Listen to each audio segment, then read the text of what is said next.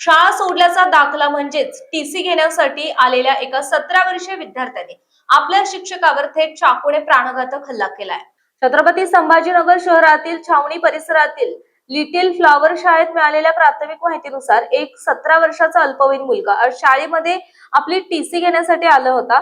TC घेताना त्याचा तिथल्या शिक्षकांसोबत काही कारणावरून वाद झाला। हा वाद इतका वाढला की या मुलाने मागचा पुढचा कोणताही विचार न करता सोबत आणलेला चाकू काढला आणि थेट शिक्षकावर सपासप वार केले।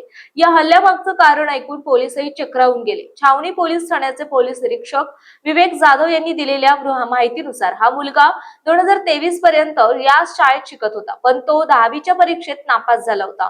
प्राथमिक चौकशीत हा अल्पवयीन मुलाने सांगितलं की 2 वर्षांपूर्वी शिक्षकांनी मला जाणून बुजून नापास केलं होतं, असा राग त्याच्या मनात होता। हा जुना सूड आणि राग मनात धरून तो आज शाळेत आला होता आणि टीसीच्या बहाण्याने त्याने शिक्षकांवर जीवघेणा हल्ला केला। हल्ला होता शाळेतील इतर शिक्षक आणि कर्मचाऱ्यांनी तातडीने धाव घेत त्या मुलाला जागीच पकडलं आणि पोलिसांच्या स्वाधीन केलं। मुलगा अल्पवयीन असल्यामुळे पोलिसांनी त्याला चौकशीसाठी ताब्यात घेतलं असून गुन्हा दाखल करण्याची प्रक्रिया सुरू आहे।